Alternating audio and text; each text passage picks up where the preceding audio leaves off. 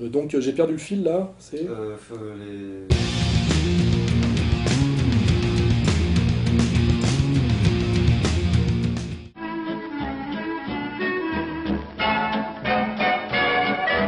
Parmi les grandes rencontres de l'année, celle-ci tiendra sa place.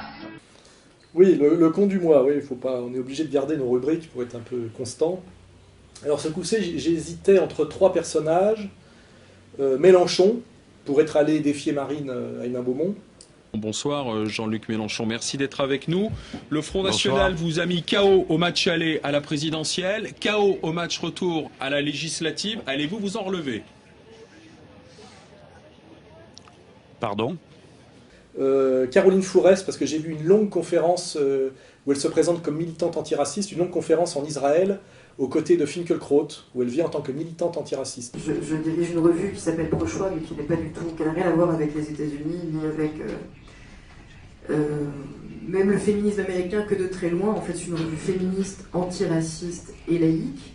Je travaille depuis plus de 15 ans sur ces sujets, qui, comme vous le savez, laissent peu de loisirs ces dernières années. Au moment où, en Israël, on est en train de ratonner et de chasser les Noirs pour leur couleur de peau. Hein, c'est intéressant. They called it a demonstration of hate.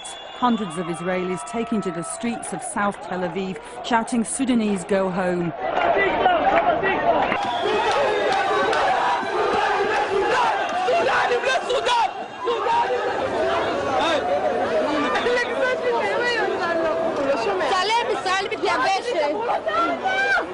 Et le troisième que je vais finalement choisir, parce qu'il y a longtemps que je l'épargne, et que je pense que c'est intéressant de traiter le sujet, notamment parce que le fil rouge de mon intervention ce mois-ci va être sur la dévirilisation, l'émasculation, la féminisation, comme aussi stratégie de destruction d'une certaine intelligence, droiture traditionnelle. Hein, c'est intéressant.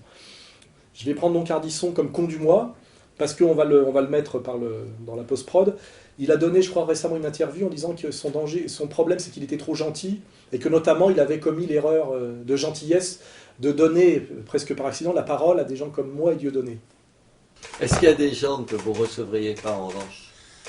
À part Dieudonné, à qui j'ai dit sur un plateau que je ne le recevrais pas, tant qu'il ne se leur a pas demandé pardon, il y a peu de monde. Peut-être Alain Soral aussi, que j'ai reçu à l'époque, et qui, maintenant, il dit des choses que je ne peux pas cautionner en le recevant. Alors là, on est vraiment sur quelque chose de tragique qui rejoint la domination que nous subissons actuellement et dont je parle régulièrement et que j'ose, je dirais même pas affronter, mais que j'ose simplement nommer, puisque finalement je la subis et j'ai simplement le courage de la subir de mauvaise grâce. Hein, simplement. C'est qu'Ardisson, aujourd'hui, après avoir été humilié et soumis, se comporte exactement comme ce qu'on appelle les retournés. C'est-à-dire qu'aujourd'hui, il fait le tapin, il donne des gages, et d'autant plus de gages qu'il a des choses à se faire pardonner. Et alors quand il intervient, il dit effectivement j'ai commis l'erreur de donner la parole à Soral et à Dieudonné.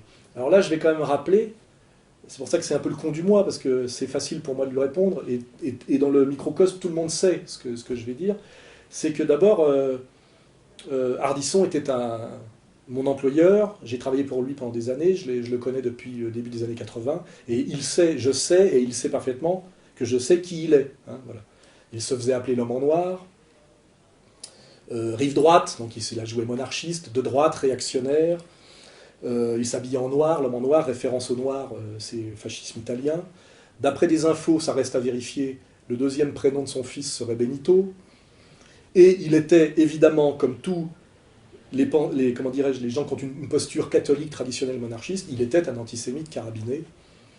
Nous en parlions souvent au téléphone, il disait les Russes, Moscou, il ricanait. Il m'a invité, comme vous pouvez le vérifier, à toutes ces émissions quand j'ai sorti mes abécédaires, Misère du désir. C'est même lui qui faisait mes ventes, et c'est une des raisons pour lesquelles il a été dégradé, comme le capitaine Dreyfus, mais à l'envers, et qu'il a perdu le service public et qu'il a été dégradé sur Canal+, à condition d'ailleurs qu'il se soumette et qu'il demande pardon, d'une certaine manière. Il l'a fait en faisant le procès médiatique de Dieudonné. On a les extraits très clairement, et en disant dans ce procès qu'il ne m'inviterait plus jamais. Eux, ils disent qu'ils vous ont viré parce que vous avez amené dans Euro-Palestine et tourne autour de vous des gens douteux, comme Alain Soral, qu'on a reçu ici d'ailleurs. Vous l'avez reçu, Alain Soral. Mais qu'on ne recevra plus, parce que compte tenu de ce qu'il a dit, on ne peut pas le recevoir. Mais il l'a dit avec ses mots. Moi, je sais, je le connais. C'est un copain. Non, attendez, il a dit dans Complément d'enquête sur France 2, il y a le film, c'est passé sur France 2, il a dit depuis 2500 ans, chaque fois que les Juifs mettent les pieds quelque part, au bout de 50 ans, ils se font dérouiller. Mais c'est les trucs mais c'est vraiment des propos d'avant-guerre, quoi. C'est des trucs qu'on a pu entendre depuis 60 ans. Alain Soral, un soir, dédicace des livres dans une librairie, il est agressé, vous allez à son secours, vous arrivez après la bagarre, mais enfin, vous allez le soutenir encore. Mais c'est-à-dire que je vais le soutenir. Je pense que ce genre d'artiste, parce que c'est un artiste, un libre penseur, un peu trash, un peu punk, oui, mais je crois que c'est important, à l'heure où on est dans une expression artistique complètement commerciale, de préserver ce type de vision. Ça me paraît important. La liberté d'expression de Soral, je la respecte puisque je l'ai invité ici, il a dit des choses terribles et ça m'a été reproché, etc. Donc je ne suis pas en train de jouer les Pères la pudeur ou les Saintes Nitouches. Oui, je sais. Mais quand il dit des trucs comme ça, d'autant que vous êtes... Il y a des moments où même si on connaît les gens, même si on les a invités, on leur dit non, c'est plus possible. Alors que nous nous tutoyons depuis des années et des années, et que quand il m'invitait, on se parlait d'abord au téléphone sur les portables et on mettait au point comment il allait m'aider à propager mon discours, car en fait Ardisson est exactement comme l'État dit aujourd'hui. Ça a toujours été un type qui n'avait pas le courage de dire ce qu'il pensait, mais qui aimait bien le faire dire par les autres. Et il m'invitait pour que je puisse, comment dirais-je, propager cette pensée qui était aussi la sienne et qui est une pensée de résistance, on va dire néo-traditionnelle, et qui par définition montre du doigt, comment dirais-je, une certaine communauté dominante, que tous les penseurs cohérents sur les valeurs que je défends ont montré du doigt avant moi, tant que c'était encore possible et qu'on ne risquait pas la mort sociale, économique, mondaine et voire physique. Hein, voilà. Donc, ce qui est triste, parce que là j'en fais un cas d'école, je ne m'attaque même pas à Ardisson, c'est une épave, mais c'est que dans ce système de domination aujourd'hui, qui était de la domination non pas frontale et virile, mais domination indirecte et triangulaire, ça produit de la terrible laideur morale, c'est-à-dire des êtres qui déchoient, qui sont systématiquement des collabos, où finalement ceux qui font le sale boulot sont toujours ceux qui ont le plus à se reprocher, car ils ont été retournés, exactement comme certains services de police se servent des pédophiles, comme on manipule la fermera, des petits dealers et des petits voyous pour les retourner, pour leur faire faire le sale boulot, etc. On est dans cette logique abjecte, où finalement les êtres qui ont essayé de résister sont finalement brisés, retournés pour désigner à la vindicte leurs anciens amis qui ont eu le courage de garder la ligne, etc. Donc si je veux m'amuser, je dirais que ça me fait marrer quand Ardisson dit qu'il n'invitera plus jamais... Les deux personnes qu'il n'invitera plus jamais, c'est Dieudonné et moi, car je dirais que les raisons pour lesquelles Ardisson ne m'invitera plus, c'est notamment ma pensée, et que sur cette pensée-là, Ardisson a été mon maître. Hein, je veux dire... C'est un type qui était fier d'exhiber à l'époque, dans sa bibliothèque du 2e étage, les annales révisionnistes dont il avait l'intégralité. Donc je dis, Thierry, tu sais que je le sais, donc quand tu me craches à la gueule, bon bah là je m'amuse un peu, voilà. Je rappelle effectivement qui tu es, que la différence entre toi et moi c'est juste la lâcheté, la soumission, exactement comme la différence entre Jamel Debbouze et Dieudonné, c'est la lâcheté et la soumission. On a tous les extraits de Jamel Debbouze qui dit « Dieudonné est le meilleur », il ose dire tout haut ce que nous pensons tout bas, etc. C'est une grande famille, les comiques. Moi, je suis super content de voir Dieudonné. J'ai jamais eu l'occasion de lui dire, là, je te le dis, il y a la télévision, il y a le public, j'en profite. T'es le meilleur.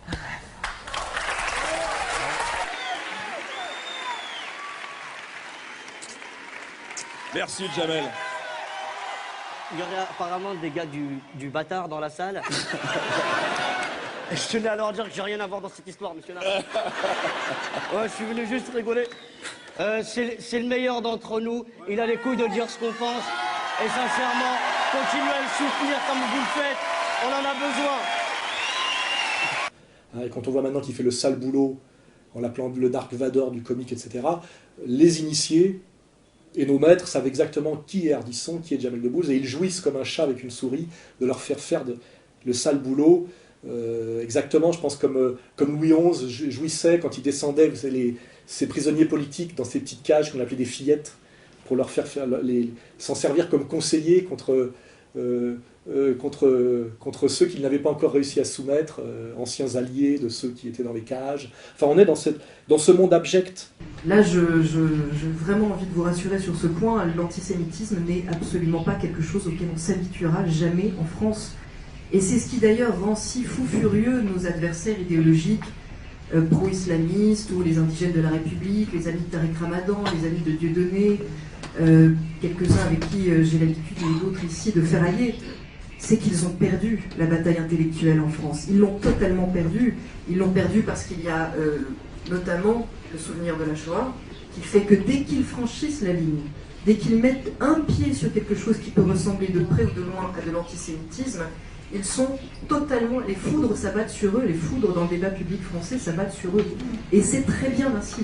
Quand je parle de ce monde de la dévirilisation, ce monde où systématiquement nos dominants règnent par une violence indirecte, en cooptant, en manipulant, des retournés, mais aussi des tarés, des imbéciles, des dégénérés. Voyez, on est là par rapport à un monde traditionnel où systématiquement on règne à travers les lesbiennes hystériques. Il suffit de regarder dans les pensées traditionnelles, dans les religions, Sodome et Gomorrhe, etc., à travers des traîtres, des féministes hystériques, des homosexuels revendiqués. Je rappelle quand même que l'homosexualité se définit par la sodomie. Il faut quand même... voilà. Et que c'est ces gens-là qu'on met comme, je dirais, capot du grand camp, voilà, pour humilier et châtier les autres. Les SS ne rentreront pas dans le camp, comme on sait, se tenant à l'extérieur. Ils faisons faire le boulot par les capots, qui sont des prisonniers qui châtient et humilient les autres, voilà, pour des petites gratifications. Et ce qui est marrant, c'est que la Caroline Fourest, on mettra des extraits de la vidéo, va en Israël en tant que combattante antiraciste, alors qu'en réalité, elle est une militante, comment dirais-je, féministe, lesbienne, hystérique, dont comment dirais-je, un des actes majeurs est d'avoir organisé, payé par la ville de Paris, on sait, voilà, la mairie de Paris, Monsieur Delanoë, un festival de films lesbiens interdit aux hommes, par exemple. Vous voyez, donc on est bien là, à mon avis, dans ce que j'appellerais une pensée pathologique. Il y a quelque chose d'ailleurs dans la manière de s'exprimer, d'hystérique. Voilà, pour moi, il y a une analyse clinique à faire, en dehors de la logorée et des mensonges et des contradictions, qui sont faciles à établir sur la durée, parce que le boulot de Caroline Fourest a été d'attaquer Tariq Ramadan pendant des années. Et là, récemment, elle a dit qu'il fallait être du côté d'Al-Qaïda en Libye contre Kadhafi, qui était un laïc, selon ses catégories, qui mettait en avant les femmes et qui aidait les femmes à accéder aux hauts postes. Alors qu'aujourd'hui, nous sommes dans un régime de charia. Juste ajouter un mot sur le printemps démocratique, parce que je crois vraiment qu'on aurait tort de penser qu'on doit regretter quoi que ce soit dans le soutien à l'élan démocratique, et en Tunisie et en Libye, parce que l'après nous plaît moins. C'est deux choses complètement différentes. Quand Kadhafi promettait de noyer dans le sang Benghazi, bien sûr que sur le sol, il y a des gens qui étaient intégristes, djihadistes même, et il fallait les défendre quand même. Elle dit qu'on doit être avec Al-Qaïda en Libye, elle fait le tapin pour, je pense que son supérieur hiérarchique est sans doute Bernard-Henri Lévy. On a un saillant de la communauté dominante, avec ses petits employés. On pourrait parler aussi par exemple de Yann Moix. Yann Moix qui a, je le rappelle, je vais m'amuser un peu parce que c'est un peu le jour où on va balancer un peu avec plaisir. Yann Moix qui a préfacé le bouquin de Blanc-Rue sur l'antisémitisme, on peut le montrer. Et il faut savoir que Yann Moix était un des meilleurs amis de Paul-Éric Blanc-Rue. Paul-Éric Blanc-Rue qui est le secrétaire, on va dire, celui qui reprend la suite de Forisson, c'est-à-dire qui assume d'être un révisionniste, il l'est. Yann Moix a préfacé le bouquin de Blanc-Rue, il était son ami. Yann Moix aujourd'hui est un des chiens d'attaque de Bernard-Henri Lévy, et il est tenu par la communauté organisée parce que quand il était jeune à Sciences Politiques, il a produit des écrits révisionnistes. Il faut le savoir. On a les preuves, par son frère notamment, par comme il s'appelle d'ailleurs, par Nab, qui d'ailleurs ne sort pas ses dossiers. Sans doute il les garde en réserve. Donc on a là, dans ce monde de dévirilisation et d'inversion de toutes les valeurs, des gens qui dominent, par une domination, je dirais, toujours indirecte et cachée, en se servant, pour faire le sale boulot, de gens déchus, dévoyés, dans la pathologie évidente. On a dit Ardisson, on a dit Moix. Alors je ne sais pas si Bernard Lévy sait que Moix est un ancien révisionniste, et dont le meilleur ami était le bras droit de Forisson. Je ne sais pas s'il le sait, sans doute le sait-il. Et que s'il en jouit d'autant plus, car je crois qu'il y a la jouissance cruelle du chat qui joue avec la souris, et je pense que j'ai identifié ça, cette jouissance d'agiter des marionnettes retournées. J'ai travaillé notamment beaucoup sur la conférence de Durban, dont vous avez sans doute entendu parler. Je suis revenue de cette conférence, j'y suis allée plutôt en ayant mené des combats contre l'homophobie, pour l'avancée des droits des femmes. Donc Caroline Fourest, qui aurait pu décrocher le pompon ce mois-ci, mais qui a été battue par Ardisson, effectivement, pendant qu'elle fait son petit numéro en Israël avec Finkielkraut sur qu'elle est militante antiraciste, etc., et que c'est pour ça qu'elle combat, je sais pas quoi, l'islam radical, on a une situation très étrange et très inquiétante en Israël, où aujourd'hui il y a une volonté politique au sommet de l'État et de la représentation officielle, hein, pas de mouvement extrémiste, mais Netanyahou, etc., de chasser les Noirs d'Israël en tant que Noirs, car Israël est un État, effectivement, qui revendique une ethnicité et un racialisme, il n'y a aucun problème. Hein. The Sudanese are a cancer in our body. We will do everything to return them to their lands. Strong words from a politician in the country built by those who survived the Holocaust. Sudanese to Sudan. Sudanese to Sudan. And even stronger words inciting racial hatred against African migrants. Prime Minister Benjamin Netanyahu has boasted loud that Israel is the only democracy in the Middle East. And yet it's his own politicians who are calling for this. We need to expel the infiltrators from the land of Israel, and we shouldn't be afraid to use that word. Many of the so-called infiltrators have already been expelled once. Fleeing poverty, violence and authoritarian rule, some 60,000 of them have crossed illegally into Israel through the relatively porous desert border with Egypt. L'État d'Israël pratique le droit du sang intégral, ce qui nous est totalement interdit à nous, à qui nos élites maçonniques ont imposé le droit du sol intégral, qui est une absurdité totale, hein, ça n'a jamais existé dans l'histoire humaine, et qui fait que par exemple qu'un touriste africain qui va aller visiter Saïgon, si par hasard sa femme accouche à Saïgon, son enfant noir sera chinois. Raconter ça à un Chinois, il va éclater de rire, il pense que c'est une plaisanterie, vous voyez. Et pareil, je peux le dire autrement, si moi et ma femme allons en vacances en Algérie, ce qui serait assez original, parce que c'est pas un lieu de tourisme, et que ma femme par hasard accouche en Algérie d'un enfant, cet enfant ne va pas être automatiquement algérien. Or, dans la France, c'est ce qu'on nous impose, et notamment qu'on nous impose comme quelque chose d'évidence. C'est-à-dire que quiconque pond un gosse en France, ce gosse est français. Hein, qu'il soit noir, jaune, etc. Enfin voilà, donc... alors ce qui est marrant, c'est que ceux qui nous ont imposé ce processus de destruction de ce qu'on peut appeler un peuple et une nation, hein, c'est un processus de destruction dont on paye aujourd'hui le prix par l'attitude de l'équipe de France de football, on va le voir, hein, et qui va nous amener lentement à la Yougoslavie. Hein. On est dans la phase préliminaire de la balkanisation effective de la France. Hein. On le voit par l'équipe de France de football, son attitude en ce moment, etc. Hein. On y reviendra un peu. Hein. Donc j'ai perdu le fil là. They will not work here. It's forbidden to give them any work, and that's how this story ends. If I'm given the tools that I need, in less than a year, there won't be one left. Voilà, Fourest, c'est soit elle est totalement idiote, soit elle est totalement malhonnête. Hein. Mais voilà, quand elle va parler d'antiracisme en Israël, au moment où l'Israël pratique la purification ethnique pour des questions de race, hein, contre les Noirs, bon, là on est au bout du mensonge et de la contradiction. Voilà. Et voilà, c'était pour finir. J'ai fait Fourest, j'ai fait Ardisson, et Mélenchon, bon bah c'était petite quenelle finale, c'était juste pour dire, voilà, il avait voulu aller défier Marine Le Pen en terre ouvrière, il a fait deux fois moins de voix qu'elle, je crois, dans un bastion ouvrier, ce qui veut dire que les ouvriers savent, sans aucun contexte, que le père de Marine Le Pen ou de Mélenchon, celui qui est le plus proche des ouvriers est bien évidemment Marine Le Pen. Ça a été sanctionné par le vote. Je crois que vous vous méprenez, monsieur. Il ne s'agit pas d'un match de boxe. Personne n'a mis KO qui que ce soit. Bah là, vous êtes éliminé. J'ai ici gagné 1000 voix et 8 points, si vous voulez bien l'observer, et faire du commentaire politique et non pas du match de boxe. Donc vous êtes éliminé, Jean-Luc Mélenchon. Vous êtes au tapis, vous êtes éliminé. Pour maintenir au deuxième tour. Pardon ? Non, mais je dis, vous êtes éliminé du second tour de la législative. Votre objectif était bien d'être élu député sur place. Oui, en effet.